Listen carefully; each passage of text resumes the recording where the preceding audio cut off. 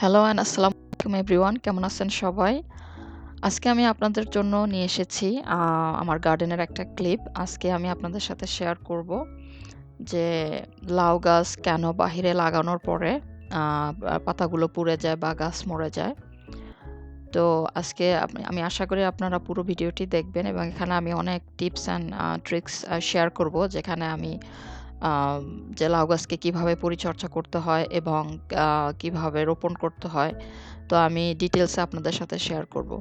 তো আমাদের এখানে ইউকেতে আমাদের গরম থাকে মাত্র ৩ মাস। তো এই ৩ মাসের যেহেতু আমরা অনেক আগেই লাউয়ের চারা রোপণ করে থাকি।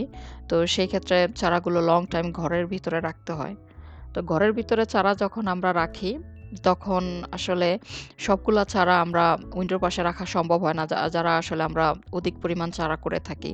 তো যেই সব চারাগুলো উইন্ডোর পাশে থাকে, ওইগুলা মাশাআল্লাহ অনেক হেলদি হয়। বাট যেগুলা উইন্ডোর পাশে রাখা সম্ভব হয় না, সেগুলা গ্রো হয় ঠিকই, বাট অতটা হেলদি রুট হয় না।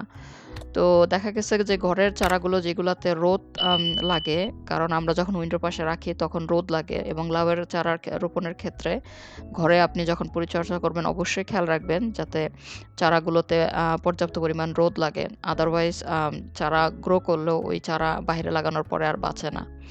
তো যেই চারাগুলোতে আসলে রোদ লাগে সেগুলা সারভাইভাল ক্ষমতা থাকে আসলে 90% এর মতো।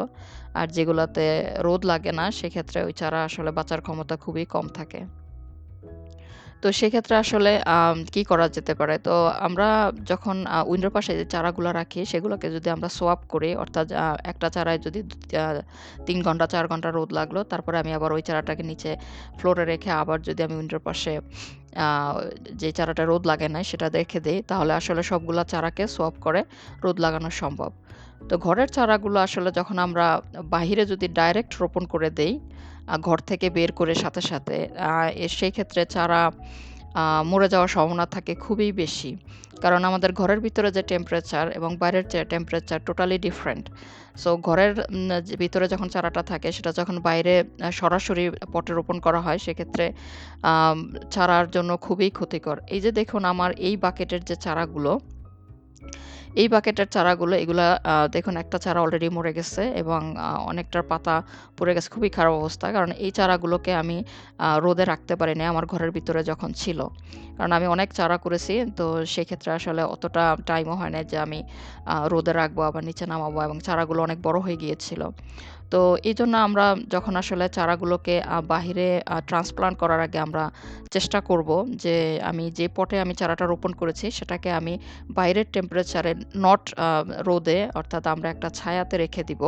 যেখানে বাইরের তাপমাত্রাটা যাতে অ্যাডজাস্ট হয় সেজন্য আমরা চারাটাকে রোপণ করার আগে একটা কর্নারে রেখে দিব। এবং ১ সপ্তাহ পরে যখন টেম্পারেচারের সাথে চারাটা অ্যাডজাস্ট করবে, তখন যদি আমরা পটের ভিতরে বড় পটে চারাটাকে রোপণ করে ট্রান্সফার করে থাকি, তাহলে ওই চারা আসলে বাঁচার ক্ষমতা থাকে অনেক বেশি। এই যে দেখুন একটা চারা, এটা আমি আসলে আমি ঘরেই আমার মাশাআল্লাহ বড় হয়ে গেছে। এখন আমি এটাকে ডাইরেক্ট রোপণ করব না। এটাকে আমি বাইরে এভাবে রেখে দিয়েছি, এবং এটা যখন ১ সপ্তাহ হবে তখন আমি এই চারাটাকে আমি বড় পটে ট্রান্সপ্লান্ট করব।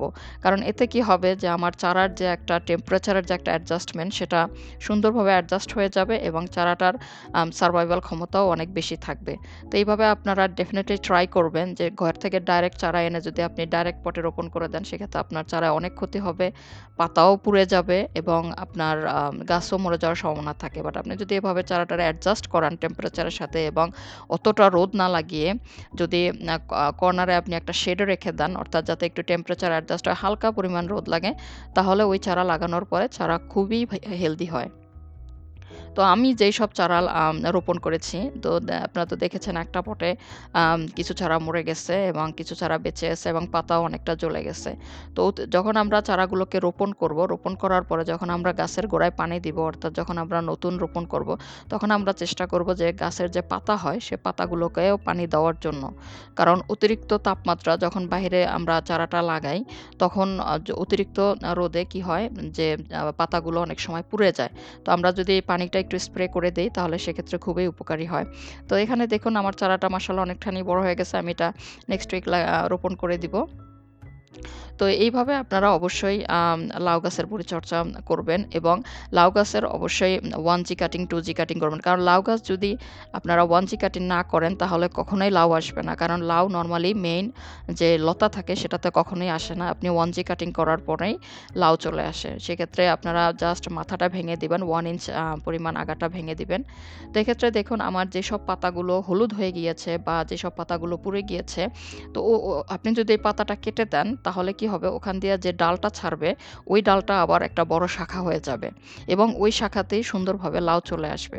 তো লাউ আসলে পরিচর্যার উপর অনেক কিছু ডিপেন্ড করে যে আপনার গাছে কি পরিমাণ লাউ আসবে, এবং লাউ শাক তো খুবই সুস্বাদু, লাউ শাকও প্রচুর পরিমাণে হয় এবং যেই লতাতে আসলে লাউ আসবে না সেই লতাটা আপনারা যদি গাছটা পরিপুষ্ট হওয়ার পরে আপনি যদি ওই লতাটা কেটে ফেলেন, অর্থাৎ আপনার গাছটা মাচাতে যাওয়ার পরে সুন্দরভাবে গাছটা সেট আপ হওয়ার পরে আপনি যদি শাক খাওয়ার জন্য ডালপালা কিছু কেটে দেন, কেটে দেবেন, তাহলে ওই যে পুষ্টি সেটা অন্য যে লাউয়ের ডগা থাকবে সেটাতে যাবে।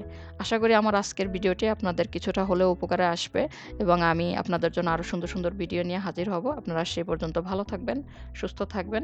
আসসালামু আলাইকুম।